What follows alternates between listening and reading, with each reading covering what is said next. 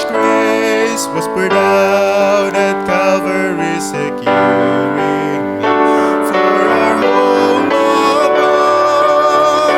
You are always good, you are only good, you are always good to me. Though my eyes can't see, help my heart believe, you are always only good. You are always good, you are only good, you are always good to me. Though my eyes can't see, help my heart believe, you are always only good. Though my eyes can't see, help my heart believe, you are always only good.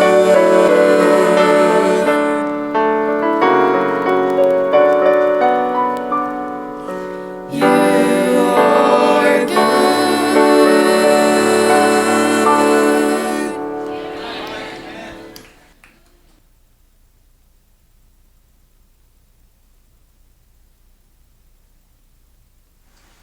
Alright, ang ating speaker this morning ay nagpo-promote po siya ng Bible printing at isa po siya sila po yung nag-translate ng King James Bible to Cebuano. Kaya ang widely circulated na pastor, no, yung Bible, no, Cebuano Bible, ay widely circulated na yan sa Visayas at saka sa Mindanao. Ngayon kung kayo Bisaya at gusto nyo ng Visayan Bible, Cebuano, ay pwede tayo mag-request doon. And nagpiprint na rin po sila ng mga gospel tracts. Actually, meron tayong dalawang boxes ng tracts. And tapos, ang prayer nila na malagyan na ng malaking printing press doon para dito na makapag-print ng Bible sa Pilipinas. Kagaya ng Beams Bible na pinamimigay natin, ano pa yan sa US pa yan galing, ipapadala dito. So, napakamahal. Pero kung dito, may printing sa Pilipinas, mas mura. No? At saka, ang Pilipinas is a missionary sending country na. Nagpapadala na tayo ng misyonaryo. Kaso, wala tayong pinapadalang Bible. No? Kaya dapat, yun po. And yun po yung kanyang ministry. And we are happy to be part and friendship po sa kanilang ministry. At siya din po yung Mindanao representative ng International Board of Jewish Mission and working na mapalawak pa natin ang movement ng Jewish Mission sa Mindanao. And ngayong umaga ay mapalad po tayo to have Pastor Ruben Sulapas to share to us the Word of God. At kaniwala that it will be a blessing po sa atin ngayong umaga. Thank you, Pastor Ruben.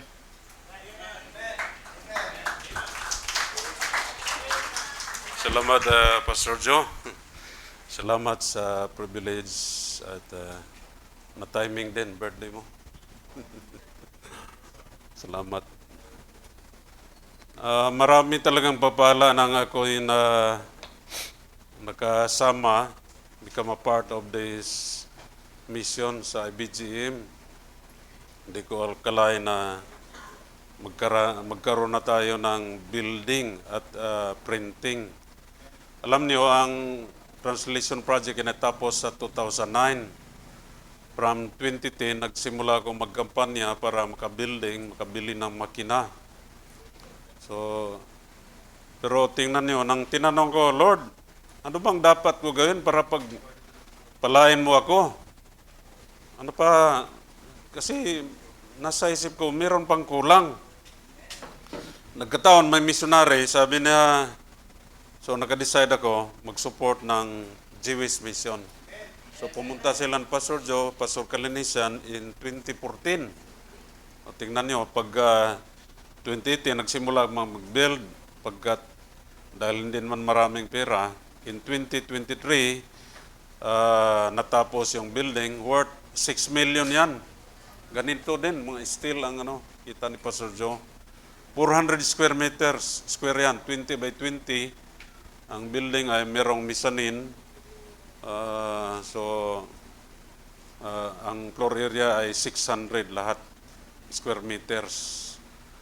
At sa biyaya ng Panginoon, early 2024, nagsimula na, nakabili kami ng makina.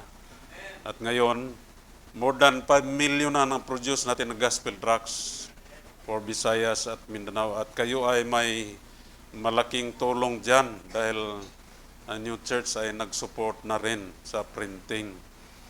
At lahat ng maligtas dyan, may bahagi kayo. Amen? Kahit nandun. At mayroong magandang balita na posible tayo gamitin ng Panginoon sa Indonesia.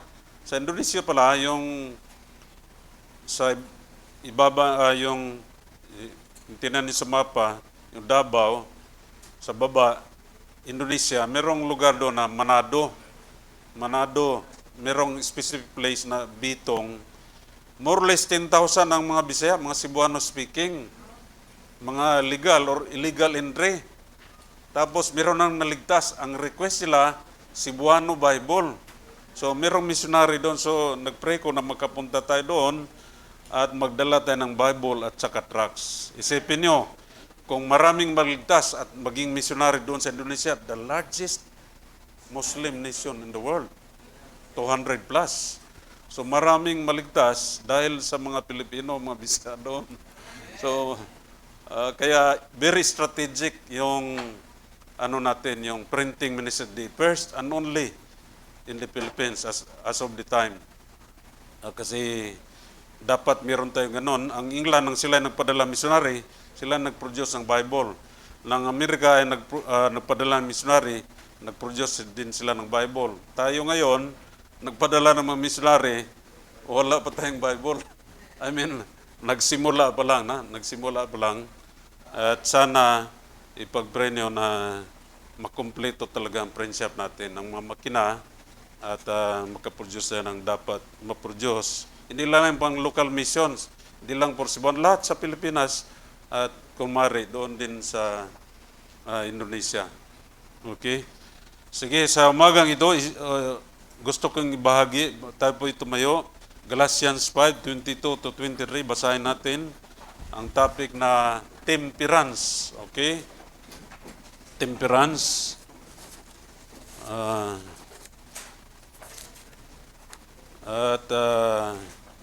Ito, Galatians 5.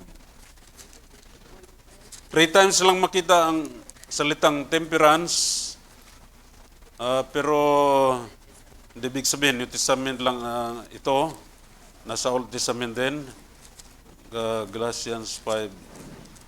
Sabay tayong magbasa sa Galatians 5:22, 23. Ready, go.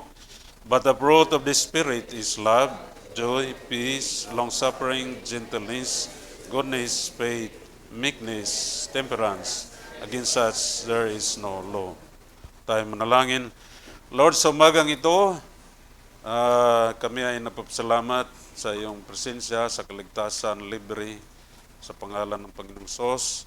At pagpalain mo kami sa pag-meditate na inyong salita upang kami ay marami pang kalaman at sabi ni Peter na add to knowledge, temperance.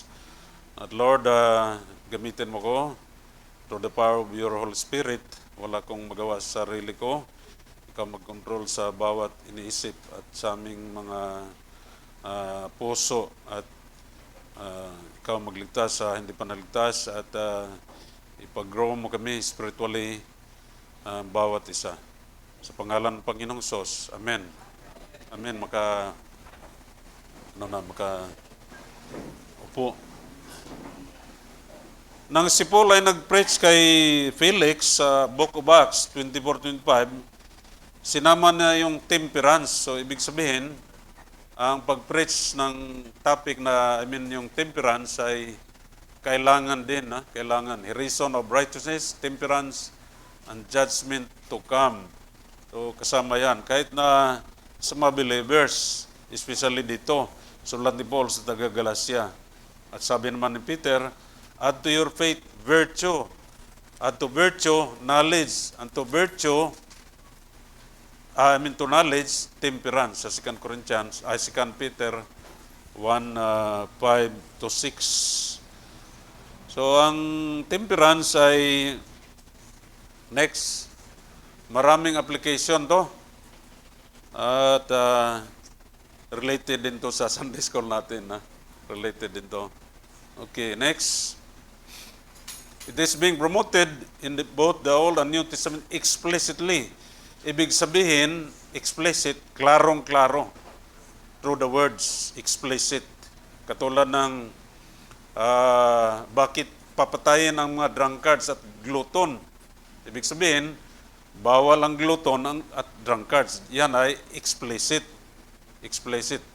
Thou shall not covet, that's explicit. Pero mayroong ibang mga passages na hindi explicit, pero implicit. Ibig sabihin, maintindihan natin, implied, doon sa passage. Okay, so umagang ito, meron tayong 5, A, B, C, D, E, ang ating pag-usapan na tayo ay maka-display, maka-exhibit, maka-express ng temperance sa sarili natin. Kasi kailangan to. Kasama na dito rin ang pagkain, mga inumin, at sa lahat ng mga bagay na pwedeng ipakita ang temperance. Okay, next. Okay. Ang unang is substance. Substance. Sabi ng Panginoon, take heed to yourselves. Take heed. So dito, masabi na ding implicit. Kasi hindi naman sinabing bawal ang pagkain. Pero yung surfeiting, the word surfeiting dito ay the equivalent word in the Old Testament sa gluttony. Gluttony, bakit? Kasi ang drunkenness kasama sa gluttony. Kasama sa gluttony. Makita natin implied ito. Surfeiting yung sobrang kain. Kaya nga sabi nila sa joke, ako ay member ng BBC. BBC. Sa Bisaya, bisag busog kain. Kaon. O sa Tagalog, kahit busog kain. Yung ibig sabihin ng BBC sa Tagalog, kahit busog kain, bisag busog kaon. Kaya maraming conference, naging ka-conference or ka-inference. O, hindi na ko man sinabi ang napunta ay dahil sa kain, pero mukhang sobra na yung iba. Nagsobra. Sobra sa pagkain. Drunkenness. At tama talaga kasi si Luke, bakit si Luke lang ang nakarecord dito? Wala sa Matthew, wala sa Mark, wala kay John. Tanong ko to, nung nakita ko to, Lord, bakit wala to lang parallel passage sa ibang gospel record? Sabi niya, hindi na kailangan. Doktor si Luke. Doktor siya. At kung tingnan nyo sa mga Bible, if it is a red letter Bible, tingnan nyo, pula yan, pula. That means, only Luke remembered what the Holy Spirit na dapat kanyang isulat. So the Holy Spirit, through the writing of Dr. Luke, merong explicit or implicit dito na mga bagay na makatulong sa atin. Sabi ng Panginoon, take heed. Hindi na sinabing bawal. That means you have to control yourself. So it speaks about discipline in foods, discipline in drinks, denial of dangerous drugs, at meron pang ano dyan sa emotion, pero hindi mo natin isama, yung cares of this life. More of negative emotion yan. Kaya problema talaga sa atin sa panahon to. Amen? Problema ang walang disiplina sa pagkain, problema ang walang disiplina sa mga drinks, kaya alam natin kung ano ang junk, kaya kung alam natin, di ba sabi ni Peter, add to your faith virtue, add to your virtue knowledge, add to your knowledge temperance. Kaya sincere ko to para sana ay mapurma yung discipline or control or the word temperance sa buhay natin. Kasi ang knowledge ay kailangan magkatugma-tugma. Magkatugma para sabihin mo sa uli, dapat pala itong gawin ko. Kasi minsan, when we hear first time, baliwala lang yan sa atin. Ayaw ko maniwala yan. Bata pa ko. Hindi ako magaganon. Pangalawa, sabi mo, mukhang totoo yan. Pangatlo, pangapat, panglima, kung nagkasakit ka na, mukhang makatulong. Pag naggipit na, wala ng pera, ito na talaga. Ito na talaga. Kailangan mag-control. Kasi the word temperance means controlled self. Amen? Controlled self. Ang arrangement ng fruit of the Spirit, hindi talaga accident. Kasi tingnan nyo. Love, joy, peace. More of emotions yan. More of emotion. The quality of your mind and your emotion. Pero tingnan nyo, pag meron ka ng love, joy, peace, kasunod na, ito lang parang pinaka-negative, long suffering. Pero alam nyo ba, ang long suffering, pag mali yung spelling, nako, walang temperance. Kasi long, suffer, hindi suffering. Suffer, yung dinner ba? Dinner. Di ba? Yun ang mangyari. Joke lang. Tapos, ano ba ang kasunod dyan? Gentleness, positive. Goodness, faith. Meekness. Meekness is pictured in a horse or cow or yung malakas na mga animals, mga hayop, na kung sila ay maamo or controlled, yun ang picture ng meekness. Halimbawa, ang kabayo ay malakas tumakbo. Pero kung hindi ka makasakay ng kabayo, hindi yan meek. Kung habulin mong kabayo, sabihin, nakarinig ka paano mag-control ng kabayo, di ba? Merong mga salita. Sa amin, maliit pa ko, ang nakasanayan namin, pagpahinto ng kalabaw, hu. Sabi ka, bakit talagang hu? Ang nalayas ko later, yung hu pala ay hulat, huwat, sa surgaw, huyat, yung hinto ba, hinto, wait, hu, pina-ano lang yan, pina-shortcut, abbreviation ba, hu, hulat, huwat, kasi, kasi minsan nagkagulo na itong magsasaka, kailangan huminto muna, hu, sa kabayo, ganun doon, hu. So, hindi pala hu lang yan, meron talagang meaning, pero dahil kinokontrol sila, diba? Tinitraining sila. Kaya yan ang ibig sabihin ng hu. Huwat, hulat, o huyat. Wait sa English. Hu. Okay, so yun ang natutunan ko dyan.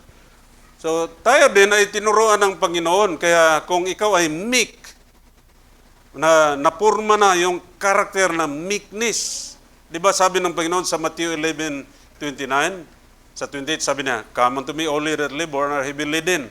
So God wants to control our lives. Kasi pag hindi tayo kontrolado, gawa lang tayo ng gawa, walang nagawa. Pero tingnan niyo sa verse sa 29, sabi niya, "For I am meek and lowly. Learn of me, for I am meek and lowly." Gusto ng Panginoon ng partnership. Hindi lang basta gawain ang pag-participate sa church, dapat participate. Meron tayong personal na partnership sa Panginoon through the power of the Holy Spirit. Kasi ang Christianity, tingnan nyo, the word Christian, Christ, without Christ, I am nothing. Christian, di ba? So, dapat nandun si Christ, kasi pag wala si Christ, I am nothing. So, maraming nagsasabi sa kanila, sabi nila, ako ay Christian, pero hindi mo makita ang the characteristic or the fruit of the Spirit. Wala silang love of God, wala silang itong love, joy, peace sa gawain. Pag maraming gawain, ayaw nilang mag-participate, ayaw nilang mag-suffer. Itong long suffering, lalo na kung mag-fasting, nagugutom ka talaga. Sabi na iba, ayaw ko ng fasting. Kaya sabi ko, Lord, ano kayang transition to the fast? Transition. Turuan mo ko. So, ang tinuro ng Panginoon, sabi niya, merong transition, yung partial fast. At nadiskubrihan ko sa pag-aaral ko, para yung gradual na, kasi mahirap talaga maghirap. Mahirap maghirap. Yung masakit ba, masakit ang ulo, masakit ang tiyan, mahirap yan. Pero the transition to the water fast, yung wala nang kain, tubig na lang, ay partial fast. Maganda yan. Yung mga sakit sa ulo, mawala yan. Kung kami ay, halimbawa, merong fasting sa first Sunday of the month, yung kinakain ko sa Sabado pa, merong pipino, niyog, or ganun lang. Yung kinakain ko, kung kailangan ko, para hindi ako handa, sa umaga, kakain lang ako ng pipino, kunting pipino, yun lang. Pagdating ng pananghalian, walang sakit sa ulo. Wala. Kasi tubig, nagtanggal ng acid yung pipino. Magtanggal siya ng acid. Kaya sinishare ko yung mga bagay na yan. Hindi lang nabasa ko yan, na-experience ko yan, at nakatulong yan sa marami. Kaya pinopromote ko talaga yung Bible, fasting. Kasi ang fasting, maraming magawa, maraming mga biyaya, maraming mga milagro ang gawin ng Panginoon. Halimbawa, kung ayaw mo mag-suffer, kasi sa mission, mag-suffer tayo, di ba? Parang, ito ang tawag na paradox, di ba? Paradox. Paradox means, sa Bisaya, yung parang hindi totoo, parang baligtad, di ba? Parang baligtad. Ano ba yung paradox sa Tagalog? Paradox, yung, halimbawa, nag-support ka ng mission. Yung mga tao, yung ayaw mag-support, gusto natin ng lupa, gusto ng building, huwag na muna sa mission. Pero mag-support, bakit mag-support ng mission? Kasi ang kaman ng Panginoon, mission, hindi build buildings. Pero buildings are incidental to the Great Commission. Bakit? Meron ng mga tao. Kaya, pagbalain ang mga tao, ang churches, nag-support ng mission, ang mga taong nag-support ng mission, mga business nag-support ng mission, kasi inuuna natin ang pinaka-priority sa ating relasyon ng Panginoon. Kaya, kahit sa simula ay tayo ay naghirap, dahil tayo ay mahirap, pinapalago tayo ng Panginoon. Amen? Ang una, yung karakter natin ang pinuporma. Kaya, important, love, joy, peace, long-suffering, gentleness, goodness, meekness, temperance. Bakit? Minsan, sabihin natin sa Panginoon, Lord, kahit kunti lang to, ang budget na to, ang masave ko sa araw na to, ibigay ko lahat. Pagpalain mo lang ako, wag lang akong mamatay. Gusto ko pang mabuhay. Pagpalain mo. Example, hindi to pag mataas sa sarili ko. Nasubukan, i-record ko from 2004 kasi gusto naming bumili ng lupa to 2011. Alam niyo yung history ng 2011 na may Sindong Siligan, di ba? May Sindong Siligan. Kunti lang na namin sa bangko para makabili. Pero after Sindong, in 71 days, nakabili kami ng lupa, 3.5 million. Kasi nag-fast kami after Sindong ng 40 days. Meron kaming relay. Pero sabi ko, sa 2011, sabi ko, Lord, marami na kaming binigay sa mission, sa mga pastors na gustong makapag-asawa, yung mga nagsimula, nambili ng lupa, nagtayo ng mga building, tinulungan namin sila. Pwede bang bayaran mo kami? You are not the debtor, God is not the debtor. Pwede ba magbayad ka with interest? With interest. Kulang yung pira namin, pero tingnan nyo, after or within 40 days, nabili namin cash yung lupa. Halos lahat ng mga member, kasama ang mga bata, merong inangkin isang araw, 24 hours, na walang kain. Kaya nabili. Hindi yan sa sarili ko, kundi gawa yan ng Panginoon. That's a paradox. When you suffer, God will do something. Kaya kasama sa long suffering is temperance, the controlled self. We will submit ourselves. Diba sabi sa Ephesians 5:21, para maging successful yung marriage, submitting yourselves in the fear of God. At ang pinaka-expression dyan, minsan sa pagkain. Kahit meron tayong puno na refrigerator, walang kain. Kami pag Sabado na, halimbawa bukas, first Sunday na, wala na, kalma na ang kusina. Kalma na kasi, ano na lang, yung prutas na lang kinakain. Kasi gusto ko, hindi naman yung mandatory talaga na lahat-lahat.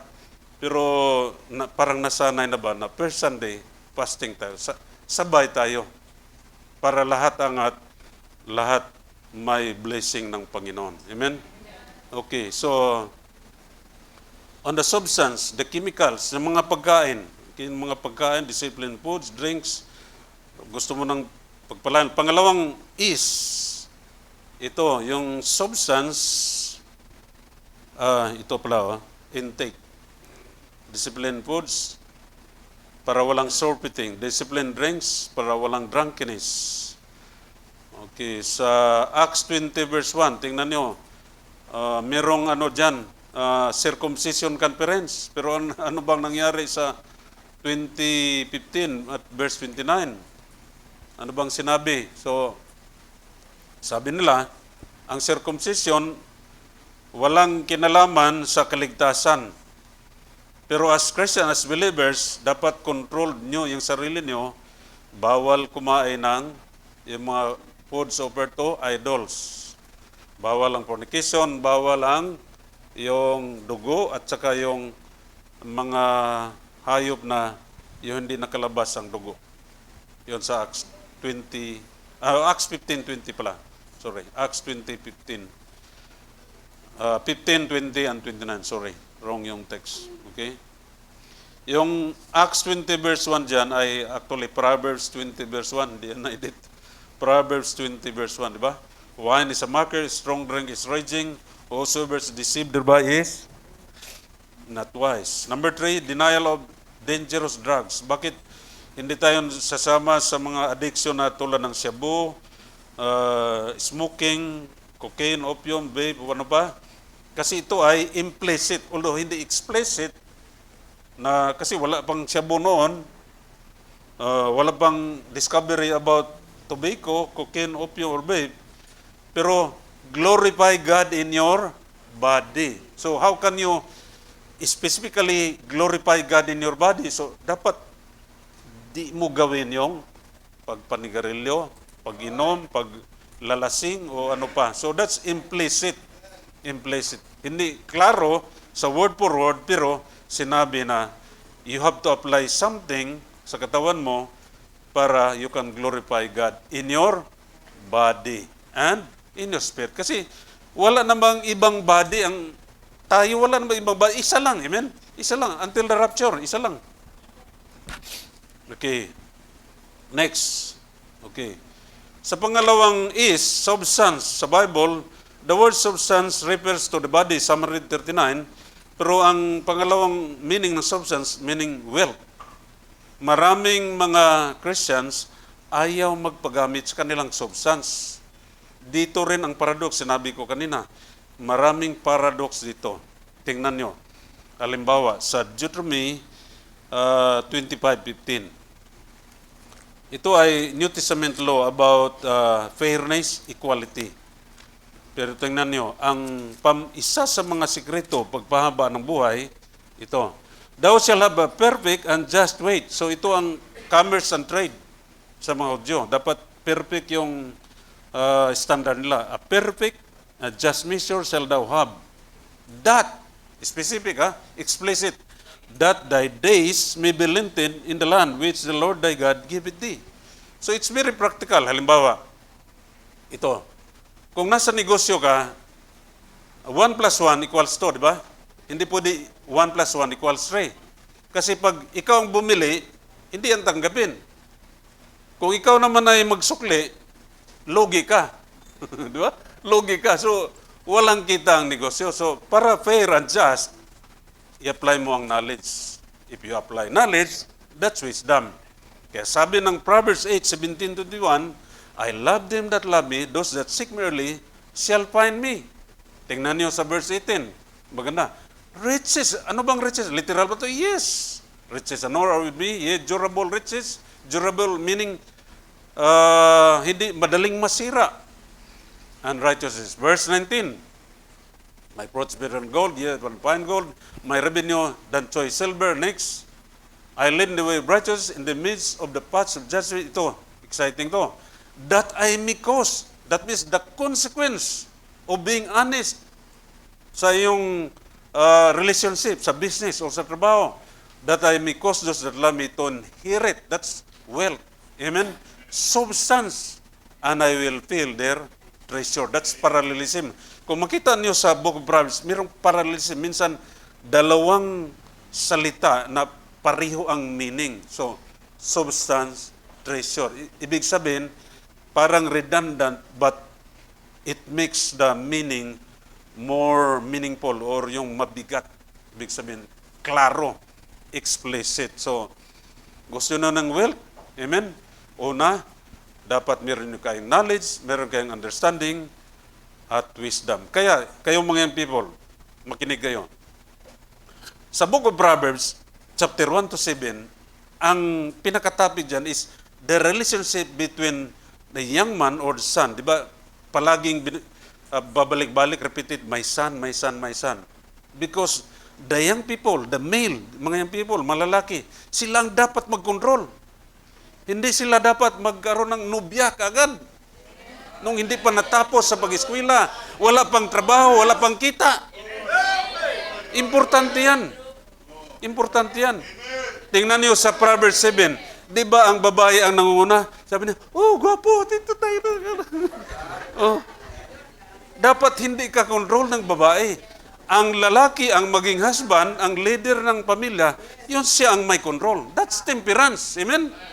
So, Proverbs 1:7, yung mga practical application ng temperance. So, dito, kung gusto mo ng wealth, paglaki mo, tingnan mo yung, tayo ay may feeling, di ba? May emosyon. So, maganda naman talaga kung makatingin ka ng babaeng maganda, di ba?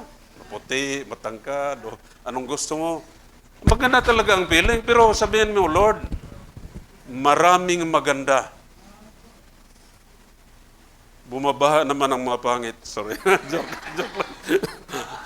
Lord, sa lahat ng maganda, dahil ako ay anak mo, hindi pwede lahat sila. Isa lang sa kanila. So, bigyan mo ako ng knowledge plus understanding and wisdom. Kasi gusto ko muna, wealth muna. Wealth muna. Para may, yung pangkasal ba, di ba? Pang prenup, pang restaurant, di ba practical yan? Hindi, para mahirap ngayon sa mga people. Oo. Meron ngang ATM, pero ang ATM naman, ang meaning, sa Bisaya pa, at tuta mama. ATM. Kasi ang ATM, automatic teller machine. So, ganon. Pero ibig sabihin, ibang meaning, balik tayo kay mama. Nag-ano na kami, nagtanan na kami, patawarin mo kami. Kaya ang problema natin, pabalik-balik yung cycle of success and poverty. Kaya ang Book of Proverbs ay binigay sa atin para gusto ng Panginoon na successful. Actually, the word success means doing the will of God. And the characteristic na makatulong sa atin habang ikaw ay bata pa is temperance. May control ka sa sarili mo. Control. Hindi ko ba narinig tong topic na to, kaya nag-series ako about the Holy Spirit at nakita ko, sabi ko, Lord, bakit panghuli ang temperance? Sabi ng Panginoon, iyan ang tamang arrangement dyan. So natapos ko na tong series sa church namin, yung love, joy, peace, ang panghuli, temperance. Kaya ito na rin ang share ko dito. Kaya dito, practically, sa substance, ganito. Sa Ten Commandments, thou shalt not steal. So kung i-analyze mo yung Proverbs 25:15, thou shalt not steal, yan, ibig sabihin, sa pinaka-shortcut.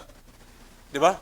Because if mali yung bigay mo or mali yung standard mo, you are stealing, di ba? nagnakaw ka. Thou shall not still is carried over to the testament. Sabi ni Paul, let him that stole steal no more. That means, because you are a son of God, you are a child of God, you are a believer, you are a follower of Christ, you should exhibit the characteristic of being honest. Honest ka sa mga transaction mo. Huwag kang magnakaw. Kaya minsan, para may challenge ka, you have to give to see the blessing. Kaya dito sabi niyan, so that he can give to those that need. Kaya dito sa church, ang pagpunta sa church, pag-participate sa church, ito ang parang the positive expression of temperament. Meron kang hindi ginawa sa mundo, pero dito ginawa mo dahil gusto mo ng substance from the Lord. Amen? Blessings from the Lord. Kaya dito man, stealing is discouraged, but stewardship is promoted. Ang pagbibigyan natin is to exercise our stewardship. Luke 16:10, anong sabi dyan? Kasi yung buong chapter sa Luke 16 is stewardship. Tingnan nyo, ang book of Luke ay pinaka-practical sa lahat ng gospel. Maraming topic dito about money or material things. Kung i-compare mo doon kay Matthew, Mark, iba ang book of Luke. Marami siyang practical na kung i-compare mo sa book of Proverbs, nasa book of Luke. That's why as a believer, we need to have some practical expression, ganito, pagbibigay. Kaya dapat kayo magpasalamat kay Pastor Joe dahil dahil birthday niya ngayon, kundi salamat sa kanyang buhay at kayo ay tinuruan ng pagbibigay. Okay, next. Pangatlong is sayings. So mga salita natin, tinatawag itong A4 principle. Bakit? Lahat yan nasa Ephesians 4. Ephesians 4. Ibig sabihin, kahit truth yung sinabi natin, i-ano natin yung walang negative, kung kumari walang negative. Discipline of wordings of truth and the discipline of emotions. The no lying. Kaya tulad ng kanina sa transaction, di ba, sabi sa Ephesians 4, tingnan natin Ephesians 4, andiyan lahat yung mga lista ng negative emotions or emotions. Dito, Ephesians 4. Galatians pala ito. Ephesians 4. 25. Wherefore, pero tingnan nyo sa verse 1, put on the new man which after God is created in righteousness and true holiness. So, because of Christ, we can be a new person. If you are a new person, you are transformed. Ito na, verse 5, the practical. Wherefore, putting away lying, speak every man truth with his neighbor, for we are members one of another. Kaya, sabi dito, kahit yung anger, dapat controlled. Amen? Controlled yung pagsalita. Kasi minsan, ganito. Galit ako. Pag sabihin mong galit, talagang magalit ka kasi you are the first hearer of your words. And words has power. Death and life are in the power of the tongue. Kaya kung ayaw mong magalit, huwag mong sabihin ang salitang galit. Pag sabihin mong discourage ako, lalo kang ma-discourage. Kasi sinalita mo na. Kaya kahit galit or discourage ka, sabihin mo lang, Lord, control me. I-control mo ako. Ito ang nasa puso ko, galit ako. Discourage ako. Dalhin mo yan sa Panginoon. Psalm 34, sabi ni David, sa verse 5, 11, at saka 11, why art thou cast down, O my soul? Psalm 43 pala. At saka 44, hope thou in God, for I shall yet praise Him. Tingnan natin yung ano muna. Hindi yan kasama sa verse, pero yung self-talking ba na? Self-talking, sa sarili lang niya isinalita yung mga negativity. Okay? 42, 5 pala. Okay. Why art thou cast on my soul? Why art thou disquieted in me? Hope thou in God, for I shall yet praise him for the help of his countenance. So verse 11, why art thou cast down, O my soul? Why art thou disquieted within me?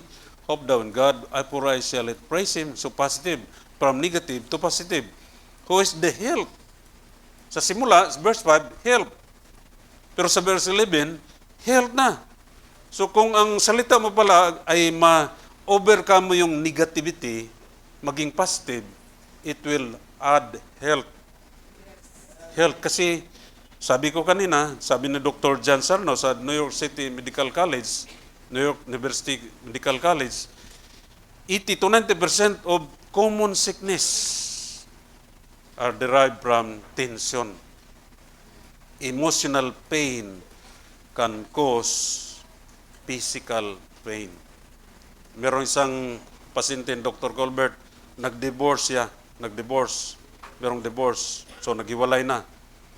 Hindi niya mapatawad yung kanyang husband dahil sa babae. Kaya meron siyang arthritis. Nang tinuruan siyang tumawa, laughter, smiling, at nabasa niya sa Bible, nag-apply siya sa Bible, nawala yung mga sakit niya, nawala yung arthritis. Emotional pain can cause physical pain. Tingnan nyo, kayong may mga arthritis, kung hindi kayo mataba, bakit, sabihin nyo, bakit may arthritis? Itanong nyo, palagi ba kong galit? Meron ba kong kaaway? Minsan ang kaaway mo, nasa bahay lang, di ba? Oh. Noon, ang problema ng tao, yung mga ahas, yung sawa, sa gubat. Ngayon, nasa bahay na, asawa. Sawa, asawa. Kasi ang hormone, yung cortisol, stress hormone, nagpa-energetic siya para lumaban sa sawa. Ngayon, galit ka, hindi sa sawa, pero sa sawa, energetic pa rin, pero sakit ang darating sa panahon dyan. Sakit. Okay, so huwag kang no lying para walang stress. Walang stress. Okay, next. Ito. So, kaya dito sa 4:26:31, control your bitterness. Kaya, di ba, love your wife? Love your wife?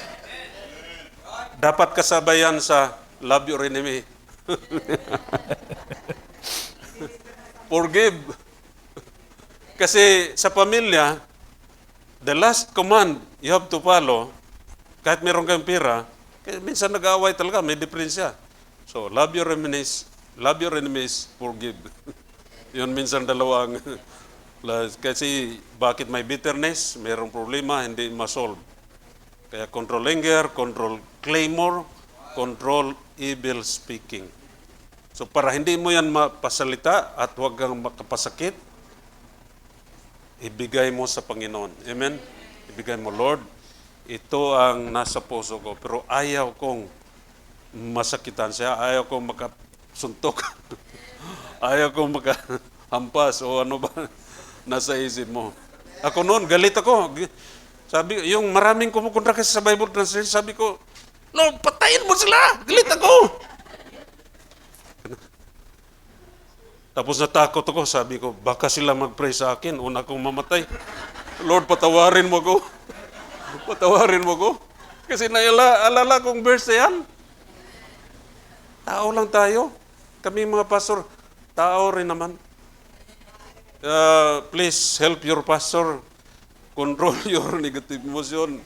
Kung meron kayong negative o criticism sa kanya, ipag-pray mo na yan.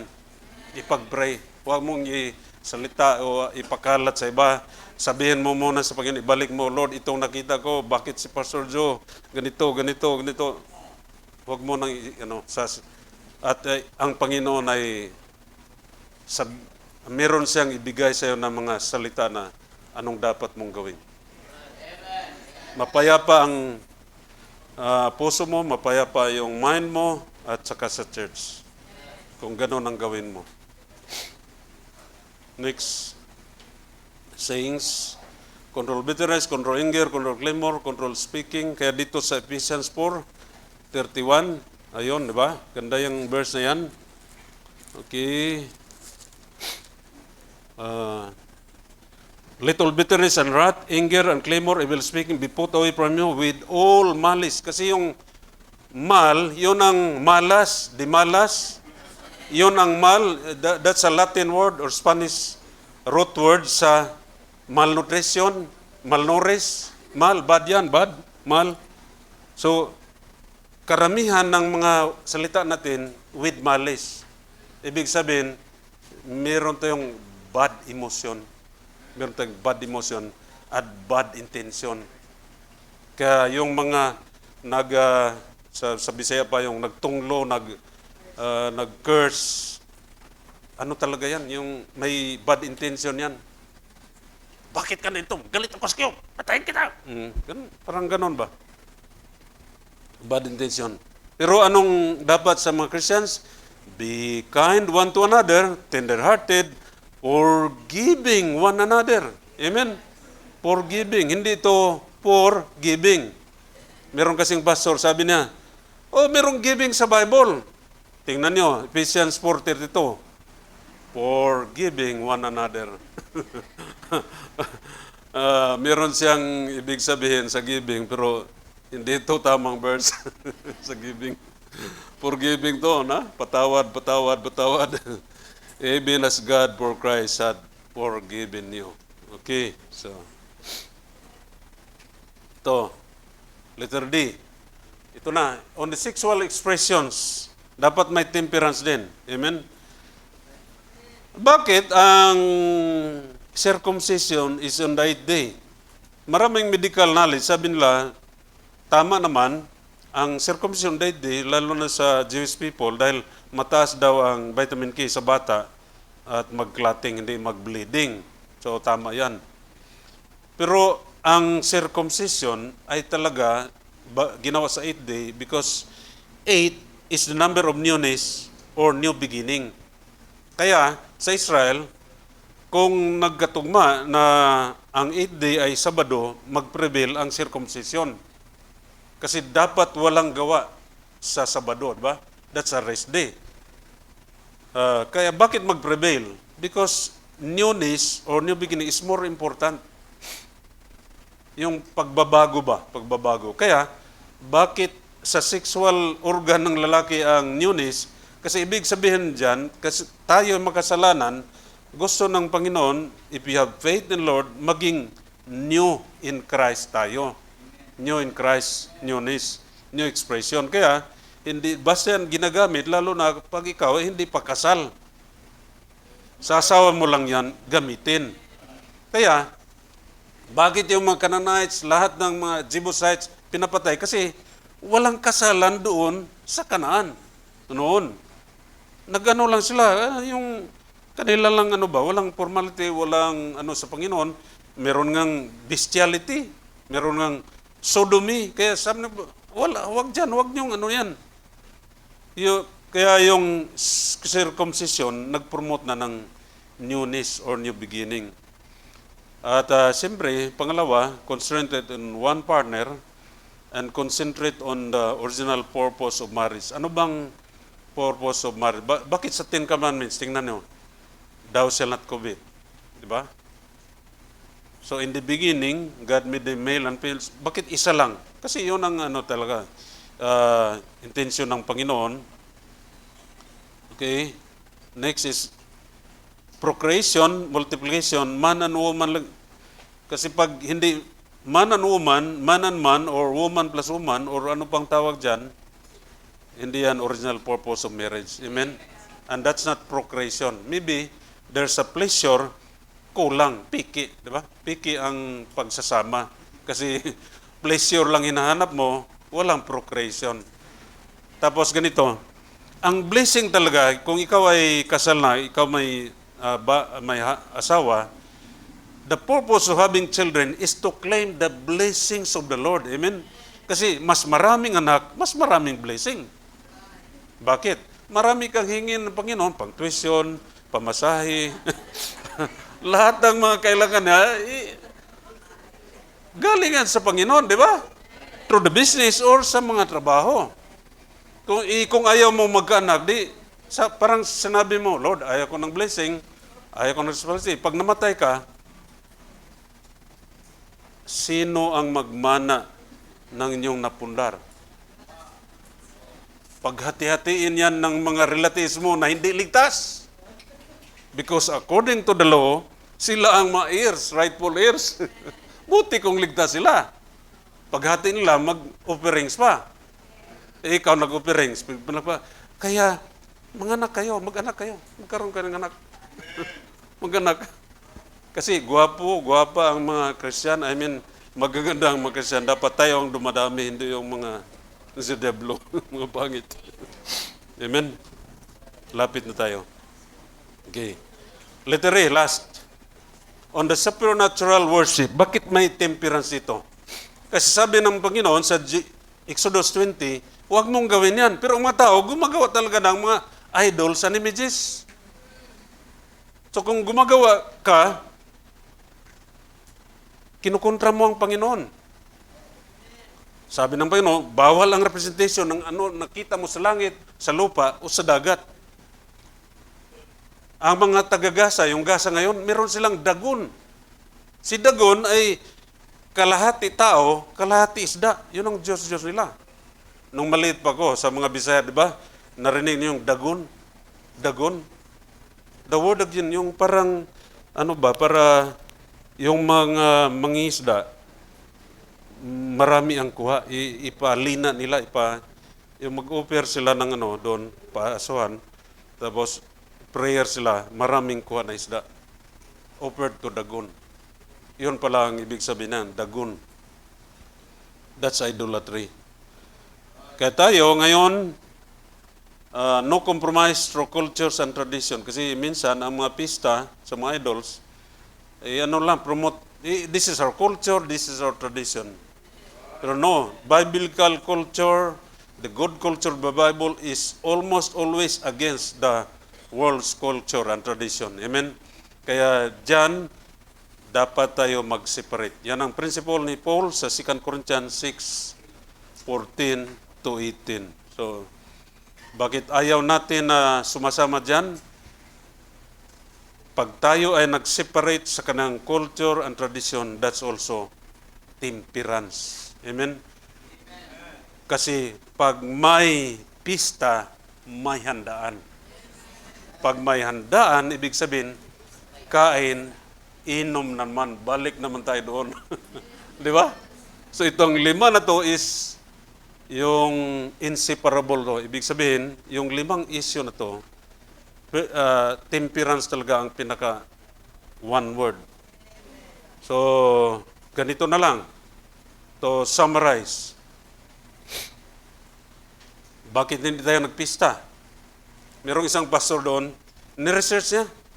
Kasi maraming mga Christians na hindi naman nagpista, pero nagpadala ng BH. Nagpadala ng BH. Sabi na, ayaw ng pista, BH na lang. Pero nagkadinggi sila. Lahat na nagkadinggi, it's either nagpunta sa pista, dumaan sa pista, or nagpadala ng BH sa pista. Pagka bukas agad or within the week, nagkadinggi sila. Sabi na, kaya dapat sundin natin ang Bible para walang sakit na dinggi. Aywan ko dito sa Luzon, kung ganun ba, i-research nyo. Posible yan, pero si Pastor Sodi, yun ang nakita niya sa lahat ng mga Christians na nagkadinggi. Kumakain ng mga pagkain galing sa pista, o dumaan sa pista, kunwari hindi alam, pero dumaan lang. Tapos, so, dapat alam natin na yung pista ay hindi lang culture and tradition, bawal yan sa Bible, at dapat merong temperance natin dyan para hindi tayo magka-problema. Walang bad consequence sa katawan natin. Amen? Sana ay ang maganto, ang sinishare ko ay maraming pagpapala sa inyo. Amen? Tayo'y tumayo at manalangin. Lord, salamat sa umagang to. Salamat, Lord, sa buhay ni Pastor Joe. Salamat sa opportunity at maging pagpapala sa umagang to. Salamat, Holy Spirit, sa inyong presence. Thank you for the fruit of the Spirit. Love, joy, peace, long-suffering, gentleness, goodness, faith, meekness, temperance. Lord, kami ay makasalanan at maraming beses wala kaming temperance.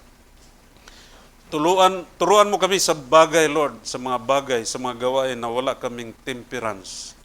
Turuan mo kami ng control, turuan mo kami ng discipline, kahit na sa relationship namin sa iba, lalo na sa mga culture and tradition, o sa mga people, sa kanang relationship with the opposite sex, opposite gender, turuan mo sila upang sila mayroong temperance.